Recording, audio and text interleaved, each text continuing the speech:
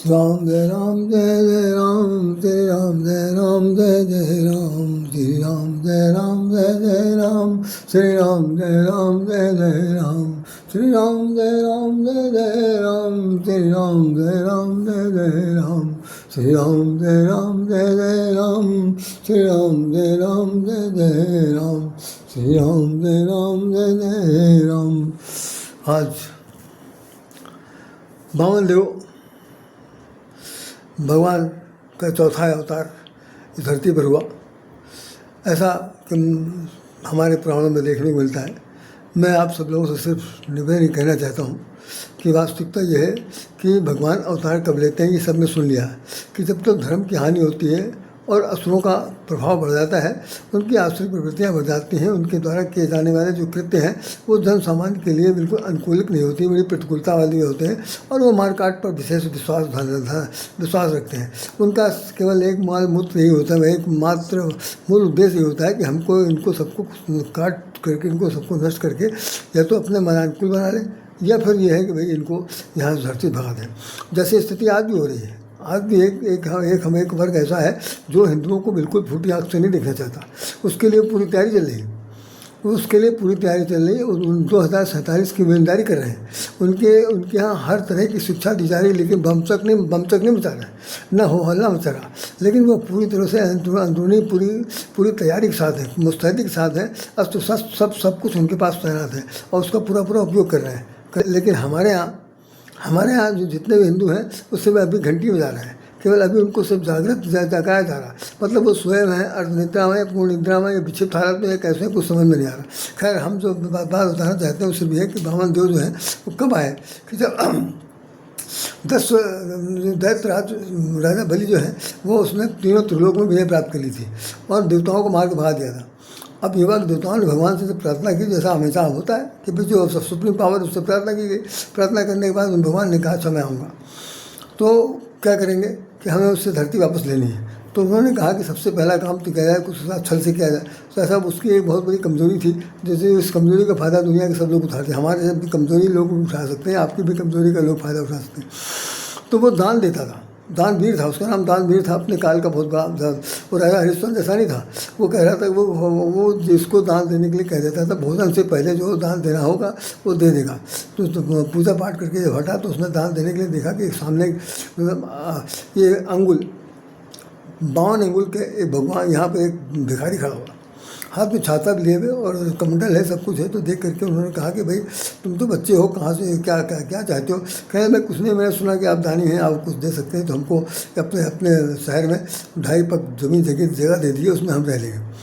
उसमें 2.5 पग, तुम्हारे पैर कितना बड़ा है, उसमें तुम कौन सा क्या चीज़ तुम नाप लोगे, चलो नाप लो।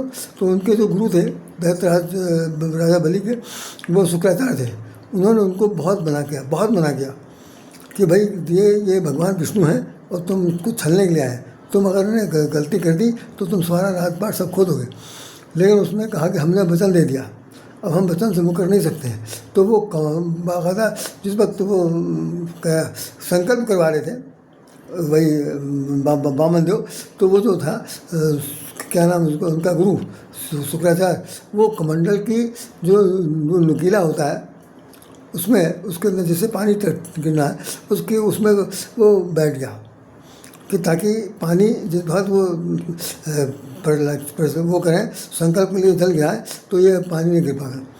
भगवान ने जब देखा कि हालत है कि पानी नहीं गिर रहा और तो उन्होंने कुछ उठा करके उसी छेद में मारा। तो जैसे मारा तो तुरंत क्या नाम शुक्राचार्य का एक आँख फूट गई, लेकिन वो फिर भी बोले नहीं। अब तो देखो बड़ी कल्पना वाली बात है कि यथार्थ है या चमत्कार है कि कमंडल के अंदर कैसे इतना बड़ा आदमी घुस गया। कमंडल में तो ये बहुत चमत्कार होते थे, लोग अपने रूप रंग को बदल लेते थे। तो जब उनकी आँख अंधी हो गई और वो फिर भी कुछ बोले नहीं और इधर उसने संकल्प ले लिया। संकल्प लेने के बाद भगवान ने कहा कि भाई निकाओ, कहाँ से शुरू करें। बस जैसे उन्होंने कहा शुरू करने के लिए, तुरंत उन्होंने अपना शरीर बढ़ाया और शरीर इतना बड़ा बढ़ाया कि पहला एक पग से स्वर्ग नाप लिया, फिर वो धरती का पूरा हिस्सा नाप लिया, पूरे ब्रह्मांड को नाप लिया। फिर अब आधा पग बचा, 2 पग में तो इतना हो गया। आकाश धरती ने कोई पाताल बाकी बचा। तो पाताल में क्या किया जाए, तो उसने कहा कि मैं लेट जाता हूँ। तो लेट जाऊँगा तो भैया आप हमारे पर चढ़ जाएगा।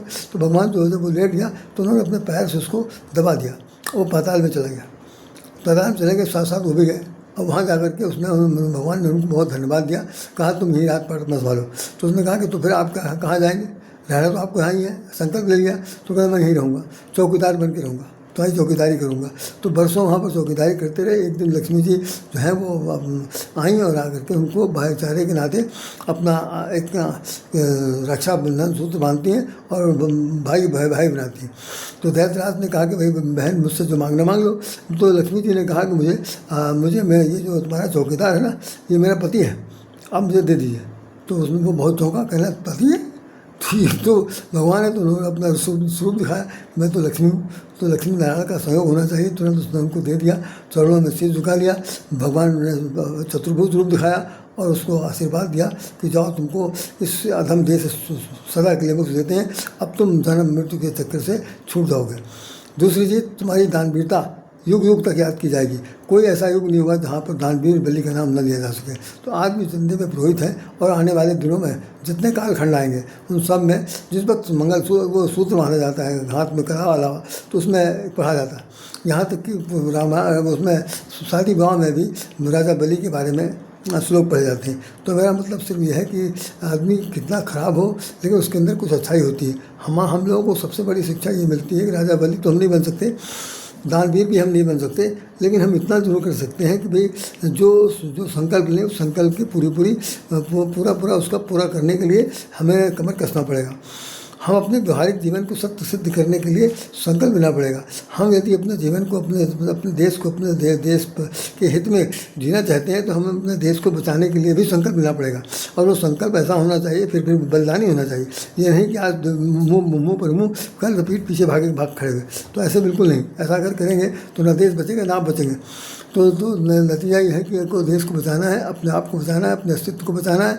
तो भाई जागिए और जाग जाइए, इतना जाग जाइए कि कम से कम आपकी जागृति को देख करके दूसरे जो लोग हैं, जो विरोधी पक्ष के लोग हैं, कम से कम वो इतना समझ जाए कि हमारे शेर सवा शेर नहीं तो शेर के बाप तो शेर ही है। तो निश्चित रूप से अगर ऐसा कर पाएंगे तब तो ठीक है, अन्यथा तो भाई ये तो राम बावन देवों का अवतार हुआ, इसके बाद जैसे चौथा अवतार हुआ ऐसे 24 अवतार हो जाएंगे। तो अवतार तो होते रहेंगे, लेकिन हम लोगों को जो काम करना है इस वक्त समसामयिक परिस्थितियों में कितना जागरूक होना है, ये सबक सिखाता है। तो इसमें रामचरित मानस में एक चौपाई लिखी हुई है, इसी के साथ मैं अपनी बात खत्म कर रहा हूँ।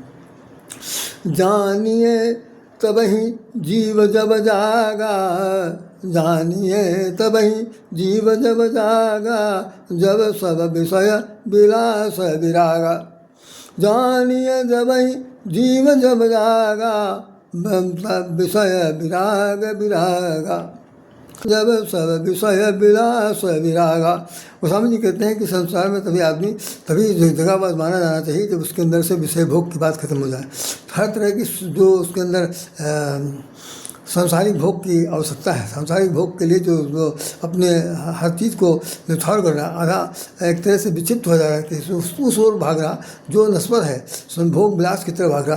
अच्छा, भोग का जो प्रायवाची शब्द है, भोग के साथ रोग जुड़ा हुआ। जो लोग भोगी होते हैं वो रोगी ज़्यादा होते हैं, जो लोग निरोगी वही हो सकता है जो कम से कम वियोगी होगा। अब वियोगी का मतलब ये नहीं है कि भाई किसी की पत्नी खो गई तो वियोग हो जाए। वियोग का मतलब बिल्कुल है कि जिसे इन सब चीज़ों के प्रति राग ना हो, जिसे अनुराग ना हो, वैराग ना हो, और साथ साथ ही है तटस्थ हो, उदासीन हो, उसका नाम है कर्मयोगी और वियोगी। तो भाई आप लोगों को भी ये देखना है कि विषय भोग विलास से दूर हट करके अब समय आ गया है कि जिसमें इंटरनल रेवोल्यूशन की ज़रूरत है, आंतरिक क्रांति की ज़रूरत है। जैसे वो लोग हमारा धर्म परिवर्तन करा रहे हैं, लाखों करोड़ों रुपए खर्च कर रहे हैं, अरबों रुपया खर्च किया जा रहा है धर्म परिवर्तन के लिए। अरे आप धर्म परिवर्तन नहीं करना है। जितने लोग हिंदू हैं, जितने हिंदू अपने को कहने का दावा करते हैं, कम से कम वो झाँक जाएँ कि भाई हम लोग एक हैं और एक से अनेक भी हो सकते हैं, लेकिन हम किसी से अपने इस बंधन को तोड़ेंगे नहीं। हम इसको इस समझदारी को पूरी तरह से जी जान लगा करके इसको हम स्थायित्व को प्राप्त होंगे, तभी हमारा देश, हम आप सब लोग बच सकते हैं। अन्यथा बचने की उम्मीद भाई है या नहीं, इसके लिए मैं कुछ नहीं कह सकता, क्योंकि मैं उस समय तक नहीं रहूँगा। तो मेरी सबसे प्रार्थना यही है कि आप सब लोग जागिए, जगाइए। जैसे होता है कि दिए को दिए से जला कर प्रिय, दिए को दिए से जला कर प्रिय दिल को दिल से मिलाया करो, बस इतना सुमन मुझको भाया करो। एक गीत है उसका, एक श्रृंगारी गीत, उसमें लिखा था कि जो जलता हुआ दिया है वो बुझे हुए दीपक को जलाए, जलाने के बाद फिर दूसरा दीपक जलाए। इस तरह जलाते रहिए और जलाने के साथ साथ दिल को दिल से मिलाते रहिए। तो जब से दिल से दिल मिलेगा तो कोई भी कौम, कोई भी जाति विजाति, धर्मी विधर्मी, वो फिर आपका कुछ बाल बाका नहीं कर सकता।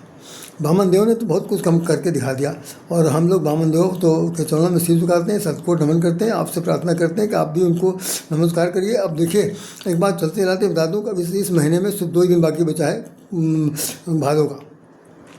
इसके बाद बरसात का ये पर्व सावन भादो लगभग ख़त्म ही हो जाएगा। तो मेहरबानी से भी 2-3 जो चैप्टर और बाकी हैं कहने सुनने के लिए आपसे सुनना चाहता हूँ। तो मुझे भगवान अवसर देगा तो मैं ज़रूर कहूँगा। तब तक के लिए मुझे आप आज्ञा दीजिए। हमारी आपसे प्रार्थना है कि राम राम भज भी राम भजन बिन सुनहु खगेशा, कटहि न जीवन के कलेशा। राम के भजन के बिना ज़िंदगी में कभी कोई कलेश, कोई कष्ट, संकट दूर नहीं हो सकता। तो राम भजन करते रहिए, राम राम करते रहिए, राम राम करके सबको राम बनाते रहिए, राम जैसा बनाते रहिए, राम जैसा आदर्श बनाते रहिए, राम के पत्तियों में चलने वाला कम से कम सनातनी हिंदू बनाते रहिए। यही मेरी प्रार्थना है। सनातन मतलब जो सत्य के पथ पर चलता हो, जिसका चिंतन मनन अध्ययन सब सत्य से जुड़ा हुआ हो, उसका नाम सनातन है। उन्हीं से शब्दों के साथ राधे श्याम राधे आपको हृदय से नमन करता है। जय श्री राम, जय श्री राम, जय श्री कृष्ण, जय श्री राधे।